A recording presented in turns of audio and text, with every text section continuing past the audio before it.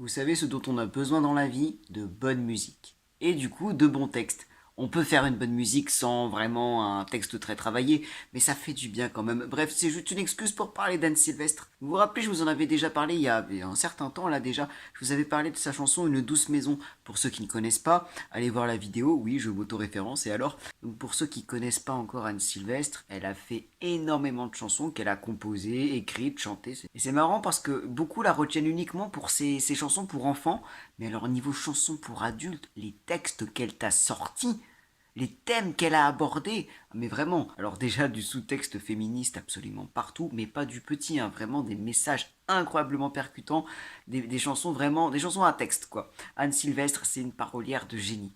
On retient souvent Jacques Brel, Aznavour, on oublie trop souvent Anne Sylvestre, comme par hasard. J'avais très envie de vous analyser le texte d'une de ces chansons, mais je savais pas laquelle choisir. Du coup, à la place, je vous propose mon top 10 des chansons d'Anne Sylvestre que je trouve les plus incroyables en termes de texte hein, seulement. La musique, tout ça, bon, elle chante bien, elle joue bien de la guitare, mais je suis pas spécialiste. Écoutez, écoutez les musiques. Profitez des week-ends pour écouter ces musiques, pour écouter les paroles. Anne Sylvestre, même si elle est décédée depuis un petit temps maintenant, il faut entendre ce qu'elle a à dire. Ce sont des chansons merveilleuses. Donc on commence en 10e place. Là, on commence dans les musiques que j'aime bien, les chansons que j'aime bien, sans que ce soit non plus incroyable. On commence en douceur et petit à petit on montera dans le fort. En 10e place, j'ai mis Le Bonheur Quotidien, une petite chanson très sympathique, voilà, qui narre les actions qu'on fait le matin répétitivement, qui sont montrées à la fois comme rassurantes dans leur routine et en même temps oppressantes dans leur routine justement, le fait de se sentir un peu piégé, le fait d'être dans le rush à 7h30 quand on se prépare, quand on prépare les enfants. C'est une chanson voilà qui est globalement assez douce, qui est très sympathique, très bien écrite, sans que ce soit incroyable, mais voilà, c'est une chanson pour laquelle j'ai une bonne affection.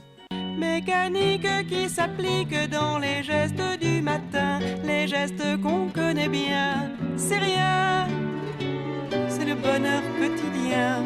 C'est rien, c'est le bonheur quotidien. En 9e position, que vous êtes beau.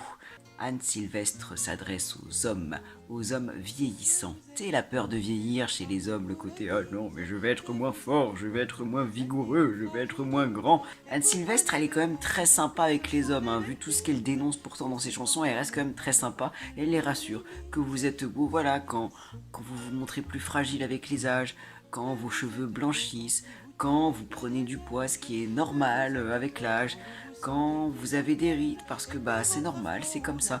Elle a une façon de chanter la beauté de la vieillesse de façon très touchante. C'est une chanson qui est assez courte, mais qui est très sympa, très douce, très chaleureuse. En 8e position, une musique assez connue, Petit Bonhomme. On parle d'un homme, on n'a pas son nom je crois, qui est juste un connard en fait, il n'y a pas d'autre mot, qui est imbuvable avec sa femme, il l'appelle Bobonne, qui est imbuvable avec sa mère, qui est imbuvable avec sa maîtresse, et au final, au fur et à mesure qu'il devient imbuvable, bah toutes ces femmes-là, qui n'ont pas forcément des liens très affectifs entre elles, hein, la mère, la femme, l'amante, se réunissent et se disent bon, on va le foutre dehors, hein, le débile, c'est un petit peu amusant. Enfin, c'est quand même je pense que c'est la chanson la plus amusante d'Anne Sylvestre que je connaisse. Et puis avec ce titre Petit Bonhomme qui est très ironique, on parle pas d'un petit bonhomme, on parle d'un adulte, mais ça le rend encore plus ridicule, encore plus enfantin, un petit bonhomme qui est énervé, qui est jamais content, qui fait n'importe quoi, qui retourne chez sa maman, tu sais, pas chez sa mère une fois qu'il quitte sa femme, chez sa maman. Anne Sylvestre, je vous jure, hein, en termes de paroles et de textes, elle écrit pas au hasard. Donc voilà, quand même une chanson très amusante. On arrive dans le top 7. Là on commence à atteindre les chansons vraiment... bon, les autres je les aime bien aussi, mais on commence à atteindre un high level, tu vois. Là, je veux vraiment que vous fassiez attention aux paroles. D'autant que celle qui va suivre en 7e place, c'est Ronde Madeleine. Je trouve que rien que le titre est joli à dire. Il parle de la grossophobie, principalement pour les femmes. Le fait de comment se sentir femme, comment se sentir sereine, comment se sentir à l'aise quand on est grosse, quand on est ronde, quand ta beauté n'est pas de celles qui font vendre les bas, comme elle dit dans le début de la chanson. Quand elle se met à table, c'est pour mieux partager le plaisir irremplaçable de se savoir aimer. Elle cueille la tendresse et la donne à manger. Dans un monde qui vous blesse, il faut se protéger. comprenez un peu ce qui est en train d'être dit. Le texte est admirable, la chanson est pleine d'espoir, cette histoire d'une Madeleine qui est ronde, qui sera ronde toute sa vie, mais elle décide que ça ne l'empêchera pas de s'habiller comme elle veut, avec des belles couleurs, ça l'empêchera pas de vivre, ça l'empêchera pas de prendre toute la place qu'elle veut, dans tous les sens du terme. C'est une chanson vraiment magnifique, très douce, très...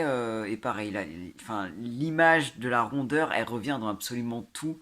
C'est le fait qu'elle aura rempli sa vie dans tous les sens du terme. Enfin, t'as énormément de double lecture dans le texte. C'est une chanson vraiment très très belle. En sixième position, Clémence en vacances. Une vieille dame décide de ne plus travailler. Vous allez vous dire, bah oui, elle est à la retraite. Oui, non, mais à la retraite, ça n'empêche pas que c'est quand même la femme, à l'époque, hein, qui cuisine, qui s'occupe du linge, qui s'occupe de tout, qui s'occupe peut-être des enfants ou des petits-enfants, qui coud les vêtements, qui recoud les vêtements. Et Clémence, j'adore ce prénom au passage, Clémence, je trouve ça super joli, peu importe la génération, tu vois. Donc cette Clémence, qui a déjà un certain âge, décide de ne rien faire. Ça y est, j'arrête de cuisiner, j'arrête de laver le linge, j'arrête de faire les courses, je me repose. Clémence est en vacances, et du coup les gens font mais elle est folle, mais comment ose-t-elle de rien faire, pourquoi elle fait ça, elle est malade? Non, juste Clémence va bien. Clémence a pris des vacances. Clémence ne fait plus rien. Clémence est comme en enfance. Clémence va bien. C'est ce qu'elle dit dans le refrain. C'est Clémence est comme en enfance, Clémence a pris des vacances, Clémence ne fait plus rien.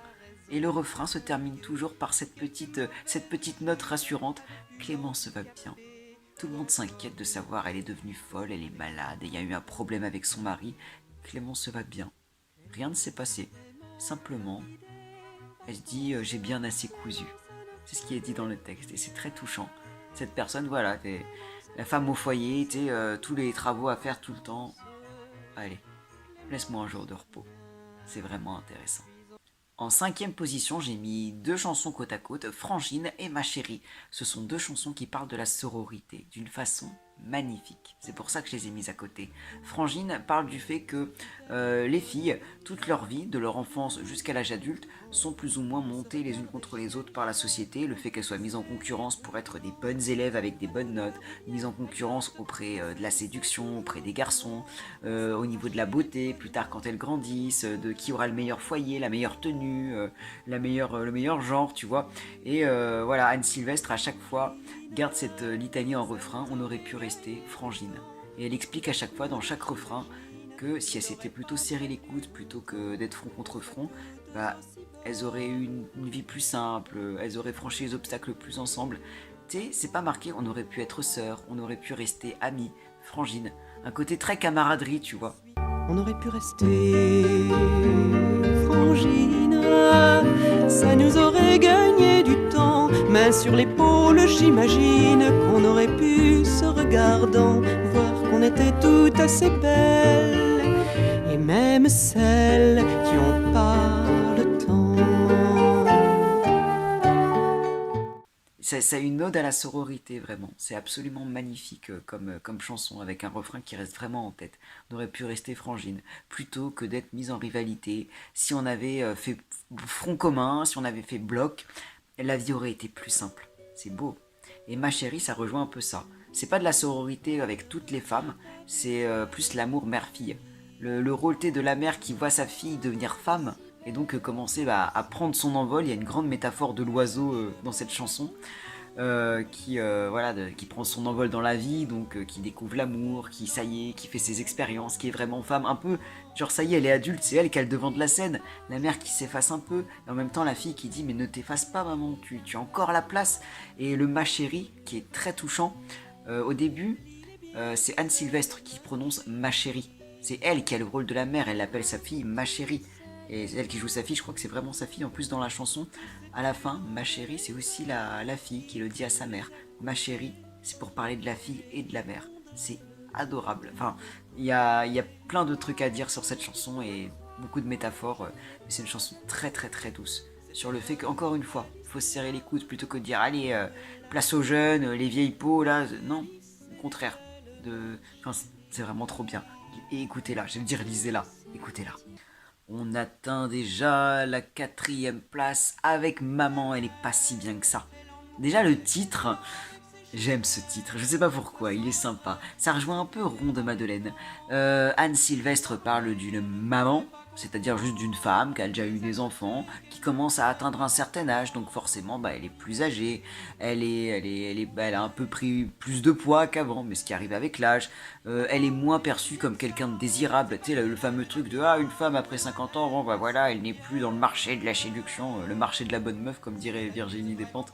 Mais voilà, enfin c'est on parle de ça, de cette mère qui est un peu mise au banc de la société, et de cette mère qui est en train d'exploser de sensualité et de sexualité, qui n'a qu'une envie, c'est d'aimer, qui est vraiment une bombe de passion, et qui réfrène toutes ses ardeurs, et au bout d'un moment ça explose. Tu sais, maman elle est pas si bien que ça, et à la fin maman elle va vous étonner. Et ça c'est fort. Ouais, elle est pas si bien que ça. Et oui, c'est loin d'être la Sainte Vierge comme dit la chanson. C'est un bonheur. Cette femme qui reprend goût à la vie, qui reprend sa sensualité, qui dit non, j'ai envie d'aimer, j'ai envie d'être aimée. Ouais, je suis mère, ouais, je suis plus âgée, oui, je suis moins attrayante que quand j'avais 25 ans, mais je suis là et je meurs d'amour. Et ça, c'est super fort. Sachant que la chanson, elle date pas d'hier quand même. Maman, elle va vous étonner. C'est Madeleine et Salomé, c'est Pompadour et Lavalière. Mais c'est Gabrielle d'Estrée, c'est la dernière des dernières. C'est tout sauf ce que vous croyez. C'est une femme qui n'a guère, c'est tout simplement oublié. Alors là, rien ne va plus, on arrive dans le top 3. Donc là, s'il y a bien des chansons, là, toutes les chansons que je vous ai citées, faut aller les écouter parce que c'est beaucoup trop bien. Et encore, j'en ai cité que 10, mais il y en a plein d'autres que j'ai pas pu citer. Hein. L'histoire de Jeanne-Marie, il y en a plein. Les gens qui doutent, dans l'avion, bref, il y en a trop à écouter. Mais voilà, là, on arrive au top 3. Pour moi, ces chansons-là, dont je vais vous parler, elles sont légendaires. Elles sont toutes légendaires, plus ou moins pour moi en tout cas. Non, les trois que je vais citer, c'est vraiment le genre de texte que je pourrais passer 1 heure à analyser tellement il est brillant. Et en 3e place, j'ai mis du temps à chercher. Je savais quelles seraient les trois chansons que je mettrais dans le podium. Je savais pas dans quel ordre. Mais du coup, voilà, ils se valent un petit peu, quoi. Je rappelle aussi que c'est mon classement seulement. Mais en 3e place, j'ai marqué Une douce maison. Ouais, la musique dont je vous ai parlé, la musique dont je vous ai déjà analysé les paroles du coup, donc si ça vous intéresse, mais elle est sortie dans les années 70 je crois, hein, je dis peut-être des bêtises, mais fallait un certain courage, notamment pour une femme, de faire une chanson qui a l'air aussi innocente et qui en fait dénonce le viol, de façon quand même très imagée. Parce qu'elle a beau passer par une métaphore d'une maison qui se fait pénétrer brutalement par des gens qui ne respectent pas la serrure, au cas où vous n'auriez pas compris le symbole, c'est brillamment écrit, c'est incroyablement bien foutu, c'est presque glaçant, c'est glaçant, c'est pas presque glaçant, mais c'est brillant, c'est une chanson qui est extrêmement forte et qui est encore un symbole dans toutes les associations de lutte contre le viol, d'accompagnement des victimes. Une douce maison, c'est une chanson légendaire qui franchement aurait pu finir à la 1re place aussi. Entre les trois, ça s'est pas joué à grand chose. On passe à la 2e, parce que celle-là, je vous en ai déjà parlé. La deuxième place est un peu différente. En 2e place, je choisis Une sorcière comme les autres. Cette chanson est longue, elle fait plus de 7 minutes. Pour une chanson à texte, c'est extrêmement long. Le texte, je crois que c'est le texte le plus percutant que je n'ai jamais lu. Ou en tout cas, l'un des plus percutants. Elle parle de la condition des femmes, pour changer. Pas le viol précisément, pas la grossophobie précisément, pas toutes sortes de discriminations précisément. Elle les prend toutes. Anne Sylvestre, elle parle juste de la condition des femmes à cause des hommes. C'est-à-dire tout ce que les femmes ont dû subir à cause des hommes. Les femmes qui sont des victimes collatérales de la guerre, qui voient leur mari, leur père, leur frère partir à la guerre, mourir. Évidemment les victimes de guerre, les victimes d'agression, les victimes de viol. Le fait que les femmes soient trop pris comme des objets de séduction. Bref, le fait que les femmes soient opprimées par le patriarcat depuis toutes ces années. C'est ça que ça dénonce en globalité, le patriarcat. Je vous ai porté vivant, je vous ai porté enfant. Dieu, comme vous étiez lourd, pesant votre poids d'amour. Je vous ai porté encore à l'heure de votre mort. Je vous ai porté de c'est fait de façon magistrale. Je pourrais faire une vidéo de 2 heures sur chacune de ces lignes, chacune de ces métaphores, chacune de ces figures de style, chacun de ces effets pour montrer ce message. Ce message est si puissant. Et il commence par « s'il vous plaît ». C'est pas un ordre, c'est pas un combat, c'est une supplication. Anne Sylvestre, elle parle aux hommes dans tout le texte. Elle utilise le vous, elle parle aux hommes et elle incarne la femme qui représente toutes les femmes. D'ailleurs, c'est bien ce qu'elle dit dans le refrain, c'est elle ou moi, ce n'est que moi, c'est ma mère ou bien l'autre, une sorcière comme les autres. Elle représente la femme et toutes les femmes. L'interlocuteur représente les hommes et tous les hommes. Et pourtant, il n'y a même pas d'animosité. Ça commence avec une supplication. Elle leur supplie d'arrêter. S'il vous plaît, faites-vous léger. Moi, je ne peux plus bouger. C'est d'une terreur et d'une tristesse. Cette chanson, ouais, elle est longue, hein. Mais 7 minutes, t'as pas envie que ça s'arrête. Cette chanson est magistralement écrite. Je n'accepte pas qu'elle soit aussi peu connue. Quand il y a tellement d'autres chansons à texte qui sont reconnues à leur juste valeur, hein, celle d'Aznavour et de Brel, celle de plein d'autres, tu vois, c'est... Mais purée, celle-ci, une sorcière comme les autres, elle est incroyablement puissante. C'est l'un des textes les plus puissants que je n'ai jamais écouté. Écoutez-le, ne serait-ce qu'une fois. 7 minutes de votre vie. Écoutez les paroles, écoutez ce qu'elle dit. C'est exceptionnel. Et pourtant, j'ai hésité à la mettre en première place. Mais il y a une autre chanson qui mériterait peut-être celle-ci. Parce que il faut un sacré courage dans les années 70 ou 80 pour faire une chanson qui dénonce le viol. Il faut du sacré courage pour faire une chanson qui dénonce le patriarcat sur des millénaires. Mais c'est un autre genre de courage dont on a besoin pour, en 1973, faire une chanson en faveur de l'avortement. Parce que le viol, on est tous d'accord pour dire que c'est pas bien. Alors ça veut pas dire qu'il n'y a pas des débats là-dessus, qu'il n'y a pas des abrutis, beaucoup d'abrutis qui le font quand même, enfin, voilà. Mais bon, voilà. Le patriarcat, bon, il y en a qui pensent que ça n'existe pas, c'est débile, mais voilà, on est tous d'accord pour dire que la misogynie c'est pas bien, que la guerre c'est pas bien, que l'oppression c'est pas bien. Bon, encore une fois, tout le monde n'a pas atteint ce degré de conscience, mais vous avez compris l'idée. L'avortement, c'est encore un débat qui fait quand même rage aujourd'hui, pas que en France, hein, je fais pas un dessin, mais vous voyez à quel pays je fais référence. En 1973, la loi Veil en France, elle est même pas passée, c'est-à-dire qu'en France, l'avortement c'est illégal, c'est interdit. Et Anne Sylvestre, elle nous balance la chanson « Non, tu n'as pas de nom ». C'est tout, c'est le titre de la chanson. C'est une chanson extrêmement triste, rien que dans la musique, elle est triste. Dans les paroles et la voix d'Anne Sylvestre, elle est triste. Autant dans Une sorcière comme les autres, elle s'adressait aux hommes en général, là dans cette chanson, elle prend le rôle d'une femme enceinte qui parle au fœtus dans son ventre et qui explique à ce fœtus pourquoi elle ne va pas le garder. Et ça, en 1973, il fallait un courage différent de tous les autres.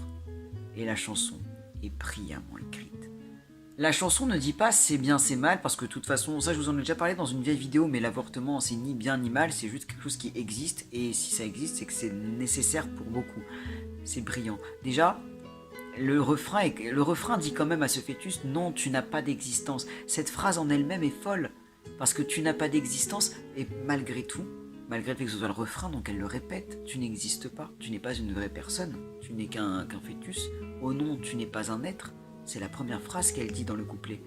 Et pourtant, c'est quand même à lui qu'elle s'adresse. Elle s'adresse à ce non-enfant, à cette idée hypothétique d'enfant, qui explique pourquoi tu n'existeras pas, pourquoi tu ne seras pas un humain.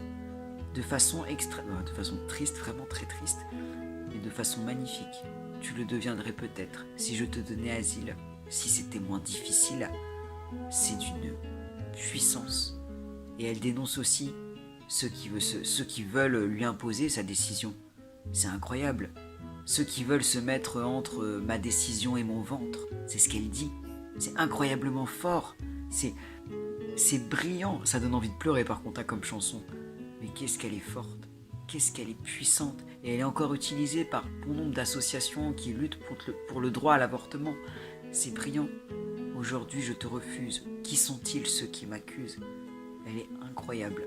Je crois franchement, elle pourrait avoir été écrite hier, littéralement. Elle a été écrite il y a 50 ans. C'est c'est légendaire. C'est là que tu fais la différence, je trouve, entre quelqu'un qui fait des chansons engagées et bien écrites et quelqu'un qui fait des chansons engagées et bien écrites. Celle-là, je veux que vous l'écoutiez.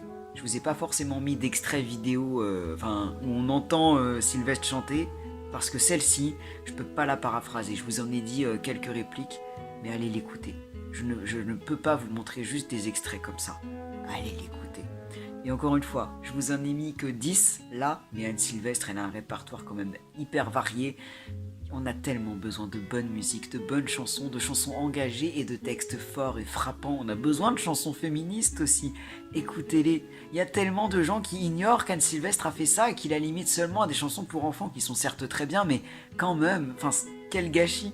Pensez-y. Vraiment, aérez-vous la tête, découvrez d'autres artistes un petit peu. Je parle pas beaucoup de musique, c'est pas mon fort, mais purée, les textes d'Anne Sylvestre, quoi. Puis quand tu t'appelles Sylvestre, Sylvestre, ça veut littéralement dire forêt. Tu ne peux que aimer une personne dont le nom c'est forêt. Donc vraiment, faites-moi confiance. Et puis, une sorcière comme les autres, faites-moi confiance. Écoutez-la aussi.